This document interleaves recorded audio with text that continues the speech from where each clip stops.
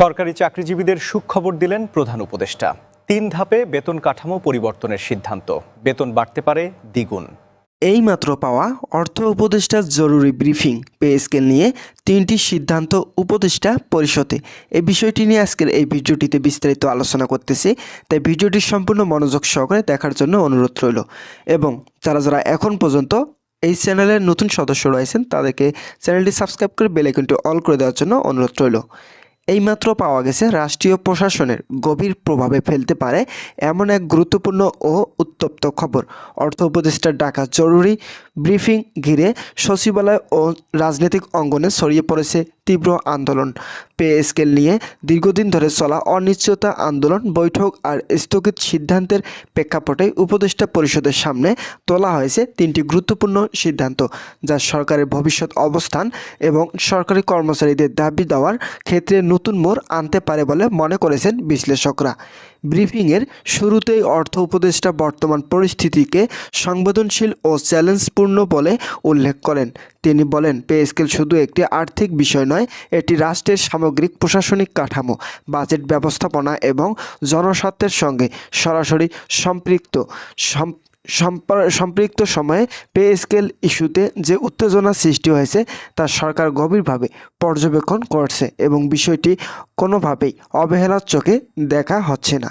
তিনি স্পষ্ট করেন, আবেগের বশে নয়, বরং বাস্তবতা ও দায়িত্ববোধের জায়গা থেকেই সরকারকে সিদ্ধান্ত নিতে হচ্ছে। তো বন্ধুরা, ভিডিওটি চলাকালীন সময়ে এখন পর্যন্ত যারা যারা এই চ্যানেলের নতুন সদস্য রয়েছেন তাদেরকে চ্যানেলটি সাবস্ক্রাইব করে বেল আইকনটি অল করে রাখার জন্য বলা হলো।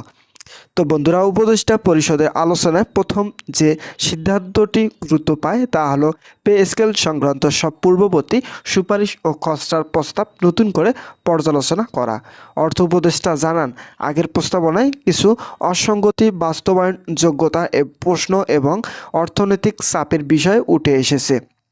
তাই একটি উচ্চ পর্যায়ে সমন্বয় ও পর্যালোচনার কমিটিকে পুনরায় সক্রিয় করা হচ্ছে, যারা বর্তমান মূল্যস্ফীতি, জীবনযাত্রার ব্যয়, রাজস্ব আদায়ের অবস্থা এবং আন্তর্জাতিক অর্থনৈতিক পরিস্থিতি বিবেচনা নিয়ে একটি সংশোধিত কাঠামো তৈরি করবে। এই কমিটির প্রতিবেদনের উপর ভিত্তি করেই পরবর্তী সিদ্ধান্ত নেওয়া হবে বলে জানান তিনি।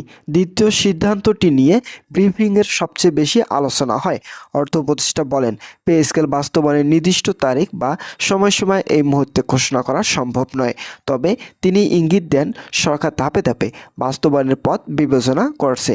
এতে করে একদিকে যেমন সরকারি কর্মচারীরা কিছুটা স্বস্তি পাবেন, অন্যদিকে রাষ্ট্রের উপর এককালীন বড় আর্থিক চাপ পড়বে না। তিনি আরও বলেন, প্রয়োজনে গুরুত্বপূর্ণ ও অপেক্ষাকৃত কম বেতনের গ্রেডগুলোকে অগ্রাধিকার নিয়ে সিদ্ধান্ত নেওয়া হতে পারে, যাতে সামাজিক ভারসাম্য বজায় থাকে। এই বক্তব্যের পরপরই পে স্কেল আন্দোলনকারীদের প্রতিক্রিয়া নিয়ে প্রশ্ন ওঠে। অর্থ উপদেষ্টা জানান, সরকার আন্দোলনের পেছনে যুক্তি ও দাবিগুলো বুঝতে পারছেন, তবে প্রশাসনিক কার্যক্রম বন্ধ হয়ে গেলে সাধারণ মানুষই সবচেয়ে বেশি ভোগান্তিকর শিকার হয়। তাই আলোচনায় দরজা খোলা থাকবে, কিন্তু বিশৃঙ্খলা বা অবরোধের মাধ্যমে দাবি আদায়ের পথ সরকার সমর্থন করে না। তৃতীয় সিদ্ধান্ত হিসেবে উপদেষ্টা পরিষদ থেকে কঠোর বার্তা দেওয়া হয়েছে প্রশাসনিক শৃঙ্খলা রক্ষার বিষয়ে।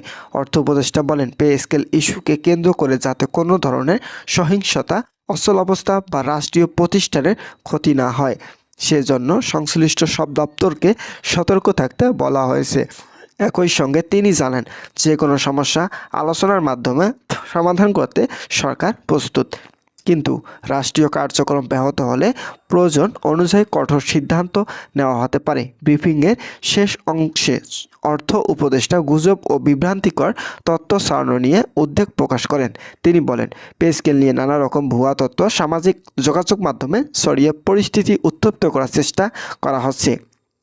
এইসব বিষয়ে সবাইকে সচেতন থাকার আহ্বান জানিয়ে তিনি বলেন, সরকার স্বচ্ছতার সঙ্গে সিদ্ধান্ত জানাবে এবং আনুমানিক ভিত্তিক তথ্য বিশ্বাস না করার অনুরোধ রইল। তো বন্ধুরা, যারা যারা সরকারি চাকরিজীবী রয়েছেন তাদের জন্য শুভকামনা রইল। তারা পরবর্তী আপডেট পেতে এখনই আমাদের এই চ্যানেলটি সাবস্ক্রাইব করে বেল আইকনটি অল করে রাখুন। এই জরুরি ব্রিফিংয়ের পর থেকে প্রশাসন, সরকারি কর্মচারী মহল এবং রাজনৈতিক পর্যবেক্ষকদের মধ্যে শুরু হয়েছে তীব্র আলোচনা। 3টি সিদ্ধান্ত বাস্তবে কিভাবে কার্যকর হয়, পর্যালোচনা কমিটি কত দ্রুত প্রতিবেদন দেয় এবং ধাপে ধাপে বাস্তবায়নের ঘোষণা আদৌ আসে কিনা সেসব বিষয় এখনই ঘুরপাক খাচ্ছে। পে স্কেল নিয়ে এই নতুন অধ্যায় শেষ পর্যন্ত আন্দোলন প্রশমিত করবে নাকি উত্তেজনা আরও বাড়াবে, সেদিকেই এখন সবার নজর। অনলাইনে নেওয়ার মতামত ও কর্মচারী সংগঠনগুলো দেওয়া প্রস্তাবনা চুলচেরা বিশ্লেষকদের পর বৃহস্পতিবার 18 ডিসেম্বর সব সদস্য নিয়ে বৈঠকে বসে পে কমিশন। এদিন বিকেল 3টা থেকে রাত 8টা পর্যন্ত বৈঠক করেন তারা। তবে সবাই চূড়ান্ত হয়নি নবম পে স্কেল সুপারিশ। কমিশনের সূত্রের খবর, চলতি ডিসেম্বরে আরও 2টি সভা করবে পে কমিশন। এরপর জানুয়ারিতে শুরুতে আরেকটি সভার আয়োজন পরিকল্পনা করা হয়েছে। সভা শেষে জানুয়ারি মাসে প্রথম অথবা দ্বিতীয় সপ্তাহে কমিশন তাদের রিপোর্ট জমা দেওয়ার সম্ভাব্য সময় নির্ধারণ করেছেন। কমিশনের এমন সিদ্ধান্তের অসন্তোষ প্রকাশ করেছেন কর্মচারী নেতারা।